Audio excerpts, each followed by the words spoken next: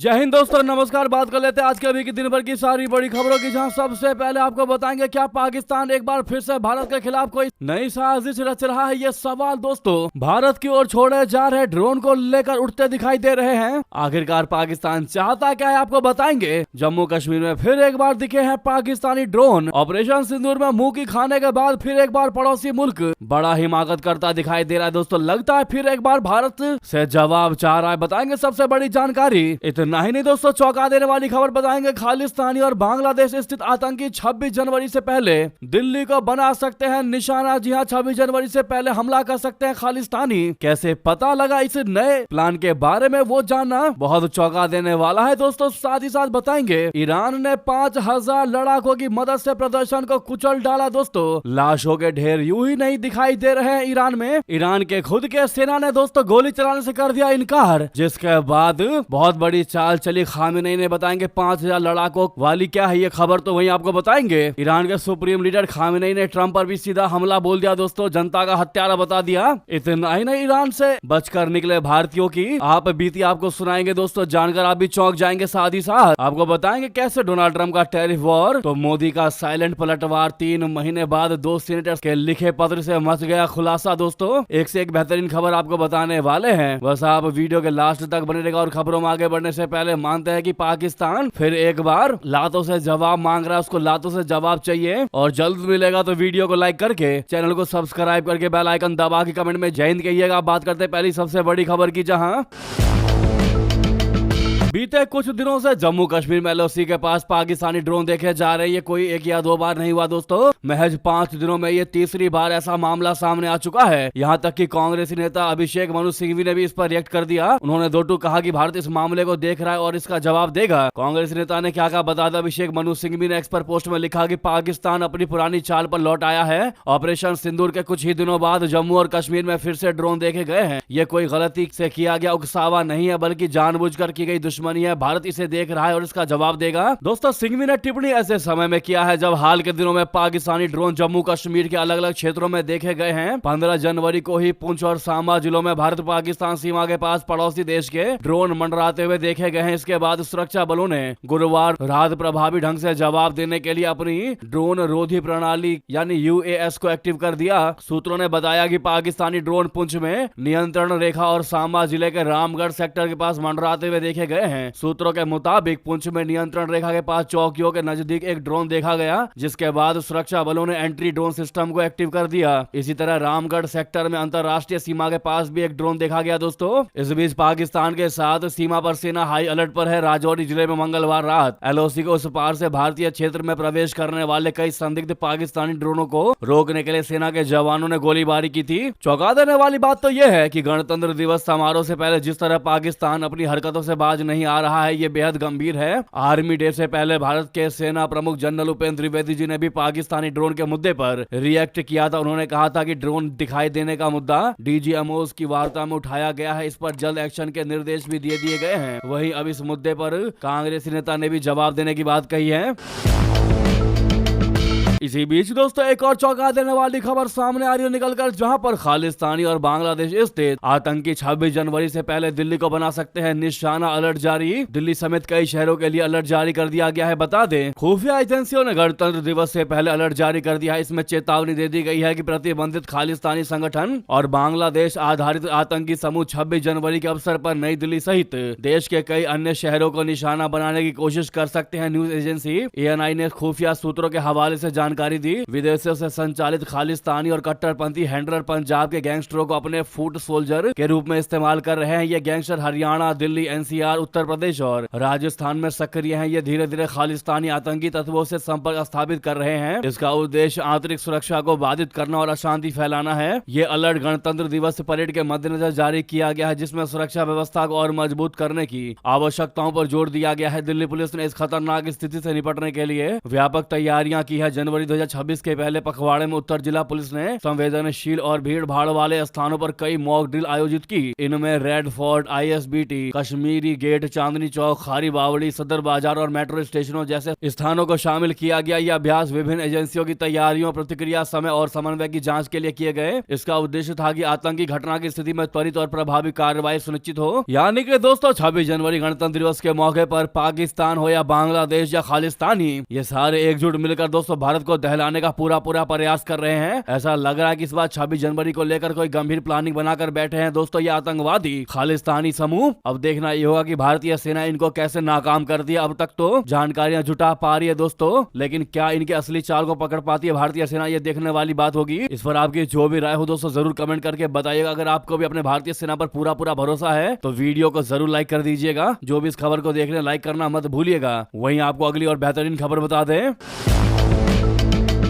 Iran के सर्वोच्च नेता अयातुल्लाह अली खामेनी ने देश में चल रहे विरोध प्रदर्शनों को दबाने के लिए 5000 इराकी शिया लड़ाकों का सहारा लिया। CNN के मुताबिक यही वजह है कि प्रदर्शनकारियों की मौतों की संख्या अचानक बढ़ गई दोस्तों, और जिसके बाद प्रदर्शन शांत होने लगे। रिपोर्ट्स के मुताबिक खामेनी ने इसका इस्तेमाल तब किया जब ईरानी सेना ने प्रदर्शनकारियों पर गोलियां चलाने से मना कर दिया था। इसके बाद खामेनी ने इराकी शिया लड़ाकों की मदद ली। इन्हें धार्मिक यात्रा की आड़ में इराक से बुलाया गया था। इन लड़ाकों में से कुछ का संबंध हिजबुल्लाह से भी था। इन्होंने खामेनी के आदेश पर प्रदर्शनकारियों पर गोलियां चलाई, जिसके बाद मौतों का आंकड़ा करीब 3500 के आसपास पहुंच गया दोस्तों, 3500 के आसपास, जो कि बहुत बड़ा आंकड़ा होता है। CNN के मुताबिक ईरान आने वाले इराकियों की जो संख्या थी वो पहले 800 से 850 बताई जा रही थी, लेकिन 16 जनवरी को आई रिपोर्ट के मुताबिक एक आंकड़ा 5000 से भी ज्यादा बताया गया दोस्तों। इन्हें दक्षिणी बॉर्डर के पास मौजूद इराकी राज्य मैजान और वासिस से ईरान लाया गया। एक यूरोपीय मिलिट्री सोर्स ने भी इसकी पुष्टि की है कि करीब 800 शिया लड़ाके दियाला,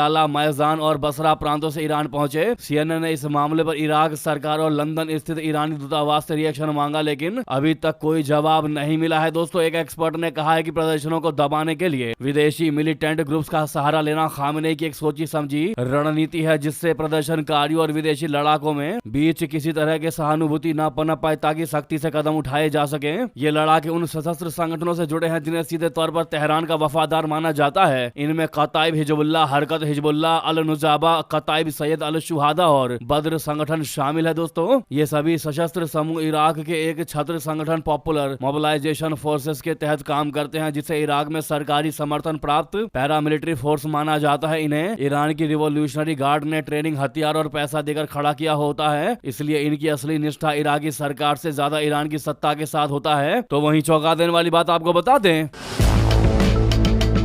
इस ईरान में जारी राजनीतिक उथल पुथल के बीच देश के सर्वोच्च नेता अयातुल्लाह अली खामेनी ने अमेरिका और उसके राष्ट्रपति डोनाल्ड ट्रंप पर तीखा हमला बोला है। खामेनी ने हालिया विरोध प्रदर्शनों के दौरान हुई हिंसा, जानमाल के नुकसान और कथित दुष्प्रचार के लिए सीधे तौर पर ट्रंप को जिम्मेदार ठहरा दिया दोस्तों। उन्होंने अमेरिकी राष्ट्रपति को अपराधी करार देते हुए चेतावनी दी है कि ईरान घरेलू या अंतर्राष्ट्रीय किसी भी साजिशकर्ता को नहीं बख्शेगा। ईरानी सरकारी मीडिया के मुताबिक खामेनी ने कहा कि हालिया विरोध प्रदर्शन पहले की घटनाओं से अलग थे, क्योंकि इसमें अमेरिकी राष्ट्रपति खुद खुलकर सामने हो गए, यानी ओपनली शामिल हो गए। उनका दावा है कि अमेरिका ने ईरान के खिलाफ न केवल साजिश रची बल्कि हिंसा को हवा दी, जिससे हजारों लोगों की जानें गई और देश को भारी नुकसान झेलना पड़ा। ईरान के supreme leader Ayatollah Ali Khamenei शनिवार को पब्लिक के सामने आए दोस्तों। इल अल मबद के मौके पर खामेनी ने लोगों को संबोधित किया। उन्होंने अलग अलग शहरों से आए लोगों को संबोधित करते हुए कहा कि हालिया दंगा एक अमेरिकी साजिश थी। अमेरिका का मकसद ईरान को हड़पना है और उसी के लिए ये सब किया जा रहा है। तेहरान को खत्म करने के लिए अमेरिकियों ने प्लान बनाया और काम किया, लेकिन ईरान के लोगों ने उनकी साजिश को खत्म कर दिया।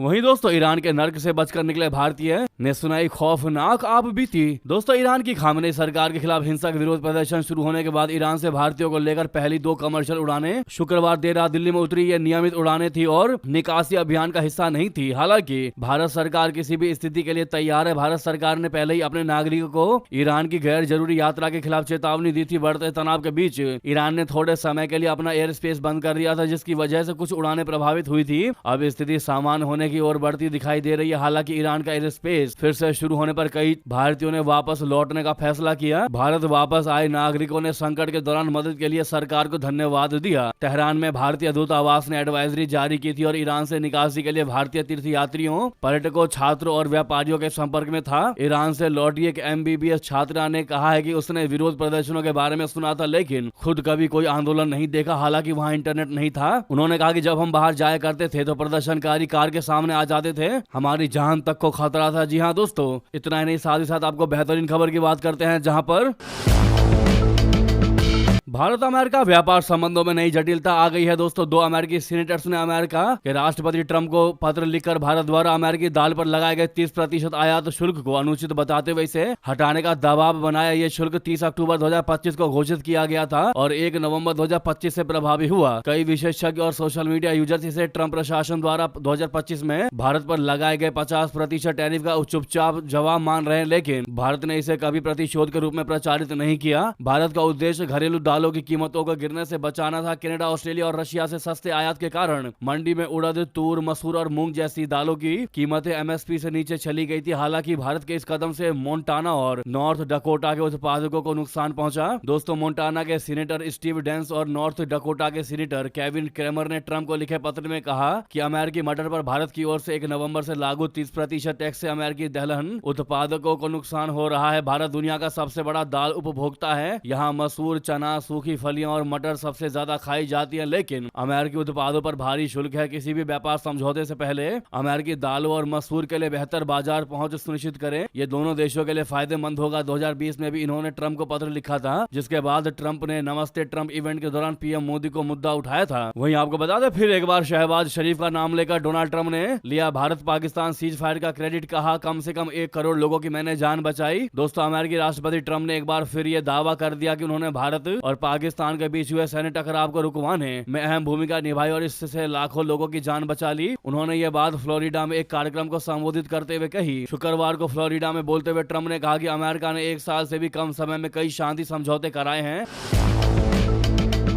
उन्होंने दावा किया कि पाकिस्तान के प्रधानमंत्री शहबाज शरीफ ने भारत और पाकिस्तान के बीच सैन्य संघर्ष रुकवाने का श्रेय उन्हें दे दिया है। ट्रंप ने कहा कि पाकिस्तानी प्रधानमंत्री ने उनसे कहा कि डोनाल्ड ट्रंप ने भारत पाकिस्तान के बीच युद्ध रुकवाकर कम से कम 1 करोड़ लोगों की जान बचाई। ट्रंप ने इसे अपने लिए सम्मान की बात बताया। ट्रंप ने कहा कि 1 साल से भी कम समय में अमेरिका ने 8 शांति समझौते कराए हैं। उन्होंने यह भी दावा किया कि गाजा में युद्ध समाप्त कराया गया और पश्चिम एशिया में शांति कायम हुई, जो पहले असंभव मानी जा रही थी। यानी अपनी बड़ाई खुद अपने मुंह से यानी शेखी बखारते नजर आए हैं। दोस्तों, डोनाल्ड ट्रंप, इस पर आपकी क्या राय है? साथ ही साथ आपको बता दें, ट्रंप के सहयोगी ने पाकिस्तान को दिखाया आईना। कहा, भारत निवेश लाता है लेकिन पाकिस्तान कुछ नहीं लाता। जी हां, अमेरिका के वरिष्ठ सांसद ने पाकिस्तान और भारत की तुलना करते हुए साफ कह दिया कि भारत की अहमियत को नजरअंदाज करना अमेरिका के लिए भारी पड़ सकता है। डोनाल्ड ट्रंप की रिपब्लिकन पार्टी से जुड़े अमेरिकी सांसद रिच मैककॉर्मिक ने वॉशिंगटन स्थित centre for strategic and international studies बोले तो CSIS के एक कार्यक्रम में ये टिप्पणी की। मैककॉर्मिक ने कहा कि पाकिस्तान की आबादी करीब 30 करोड़ है, लेकिन इसके बावजूद वो अमेरिका में कोई बड़ा निवेश नहीं लाता।